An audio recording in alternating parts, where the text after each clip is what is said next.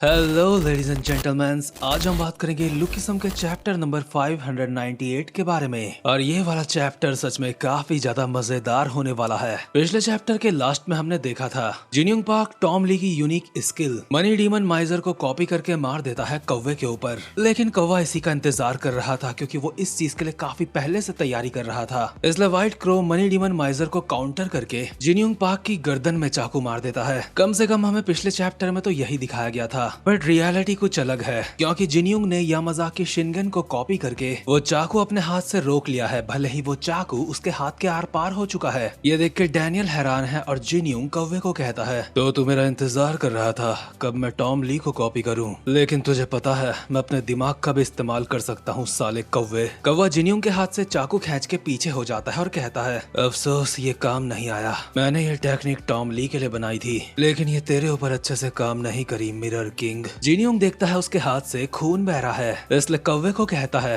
अभी से और इसी पल से मैं तुझे ऐसे ट्रीट करूंगा जैसे तू मेरे ही लेवल का है, इसलिए नंबर 1 और नंबर 2 में से कोई एक चूज कर। कौवे को समझ नहीं आता इसका मतलब क्या है, इसलिए वो बस ऐसे ही बोल देता है नंबर 2। उसके इतना बोलते ही जिनयोंग बहुत ही स्पीड में इसकी ठुड्डी में एक मुक्का बजा देता है। कौवे यानी चैंगसू को समझ नहीं आता आखिर ये क्या था, ये किसकी टेक्निक थी, क्योंकि उसकी हालत इससे काफी ज्यादा खराब हो चुकी है। इतने में ही जिनयोंग इसके माथे पे अपना पैर मार के इसको जमीन में चिपका देता है। इसके बाद जैसे ही मुंह पे घुटना मार के उसको कार पे चिपकाता है, चैंगसू फटी हुई हालत में खुद से कहता है, आखिर ये इतना ज्यादा ताकतवर कैसे है, आखिर ये साला है कौन, ये अभी किस मॉन्स्टर में बदल चुका है। जिस मॉन्स्टर की चैंगसू बात कर रहा है उसकी छवि हमें दिखाई देती है जिनयोंग के पीछे, लेकिन दूसरी तरफ डैनियल के पंगे चल रहे होते हैं बुड्ढे के साथ। डैनियल सरिया घुमाते हुए बुड्ढे के मारता है, लेकिन बुड्ढा उसको डॉज करके कहता है, तेरी ये टेक्निक्स काफी कमाल की हैं, तेरी ये टॉन्फा टेक्निक कोरिया में नहीं सिखाई जाती। डैनियल इसके बाद एक और हमला करता है, बुड्ढा उसको भी डॉज करके डैनियल के एक घुटना मारता है, जिसको डैनियल ब्लॉक करता है और दोबारा से बुड्ढे के ऊपर इस्तेमाल करता है अपनी टॉन्फा टेक्निक, जिससे बुड्ढा दोबारा से बच जाता है और कहता है, ये टेक्निक कोरिया में नहीं सिखाई जाती,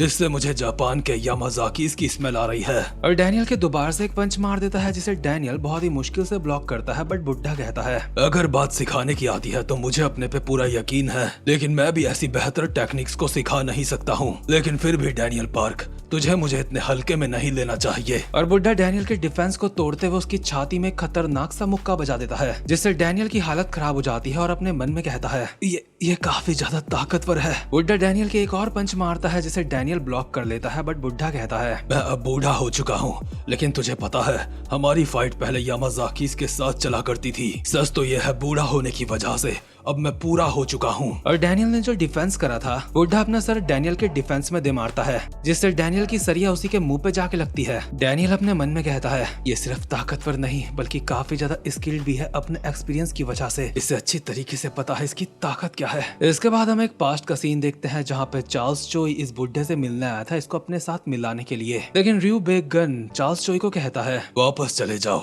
मेरा जवाब नहीं बदलने वाला, चाहे तुम कितनी बार भी पूछ लो। चार्ल्स चोई, हेडक्वार्टर्स कभी भी वर्कर्स को धोखा नहीं देगा और इसकी वजह तुम्हें भी अच्छे से पता होगी। यूजिन ने हमें तब अपने साथ मिलाया जब हमारे पास कुछ नहीं बचा और तुम चाहते हो हम बदले में उसके साथ ऐसा करें। मुझे तुम्हारी इस बात से ही घिन आ रही है। लेकिन चार्ल्स बुड्ढा हल्की सी एक स्माइल के साथ कहता है, रियो बेगन, तो क्या इस चीज से कुछ बदला है? यूजिन ने भले ही तुझे तेरे बुरे वक्त से बचाया हो, लेकिन तुम सब अब भी अंडरवर्ल्ड में काम कर रहे हो। क्या तुझे सच में यूजिन के ऊपर यकीन है? क्या तुझे यकीन है जब तू किसी काम का नहीं रहेगा तो वो तुझे जाने देगा? चार्ल्स बेगन के बिल्कुल पास आके कहता है, लेकिन अगर तुम मुझे ज्वाइन कर लेता है तो तू वैसी जिंदगी जी सकता है जैसी जिया करता था। तुझे याद है ना वो अच्छे पुराने दिन?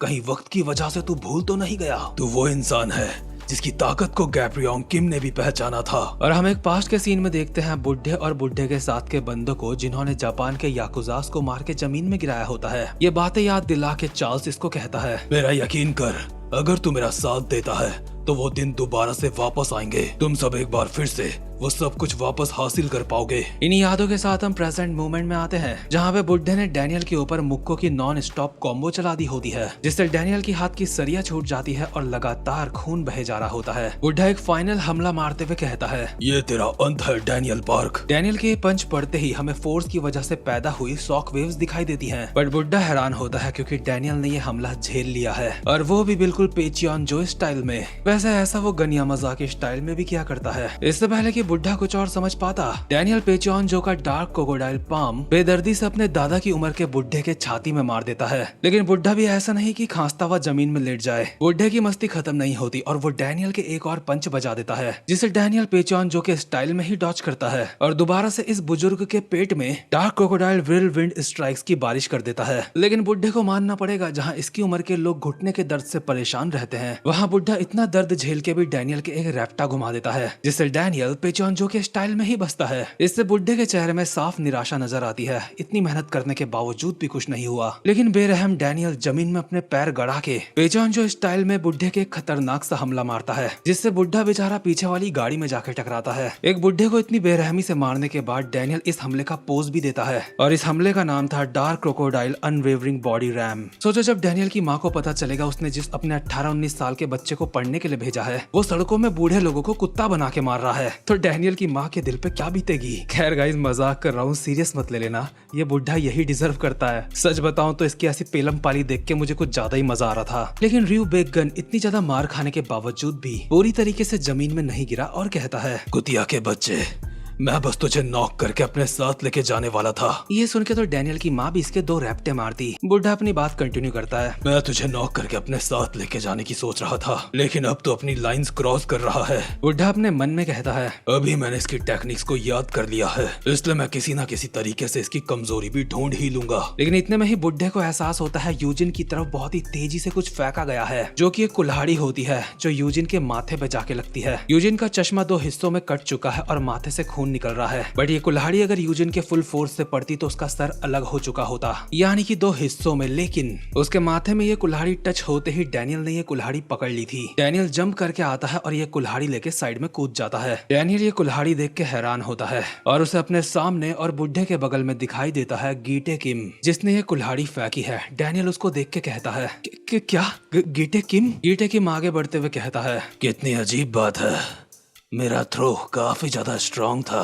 गीटे को देख के डैनियल की हालत खराब हो चुकी होती है, उसे समझ नहीं आ रहा होता अब वो क्या करे, क्योंकि करना तो डैनियल को ही पड़ेगा, क्योंकि जिन्यूंग पार्क इस वक्त बिजी है कौवे को मारने में। इसलिए डैनियल अपनी जगह पे उठ जाता है फाइट करने के लिए और गीटे डैनियल को देख के कहता है, तो वो तू है जिसे जेम्स ली चाहता है मैं जान से ना मारूं, लेकिन डैनियल पार्क, तुझे पता है तुझे जाने देने का मेरा इतना मन नहीं, क्योंकि लगता है तेरे पास कुछ बहुत ज्यादा दिलचस्प चीज है। शायद से डैनियल क्या कर सकता है गीटे ये पहचान चुका है। इतने में ही डैनियल गीटे को मारने के लिए हवा में जंप करता है और उसे गीटे की बॉडी में भी उसके वीकनेस पॉइंट दिखाई दे रहे होते हैं। इसलिए डैनियल अपने मन में कहता है, मैं वो देख सकता हूँ, यहाँ तक कि गीटे किम के ऊपर भी मैं उन वीकनेस पॉइंट्स को देख सकता हूँ। लेकिन कमाल की बात तो ये है, गीटे का एक हाथ अब भी जेब में है। और इसी के साथ ये वाला चैप्टर यहीं पे खत्म होता है। मतलब यार मजा आ गया, जिस दरिंदे का इंतजार था वो पहुंच चुका है। और अगर आप ऐसे ही क्वालिटी एक्सप्लेनेशंस एंजॉय करते रहना चाहते हो तो जिन लोगों ने अब तक चैनल सब्सक्राइब नहीं करा वो कर लेना। आप चाहो तो गीटे किम की तरह कुल्हाड़ी मार के बेल आइकन को भी काट सकते हो। यार ये सब तो मैं ऐसे ही बोल रहा हूँ, बाकी एंजॉय करो, मजे में रहो। अब मैं मिलता हूँ आपसे अपनी नेक्स्ट वीडियो में, तब तक के लिए गुड बाय।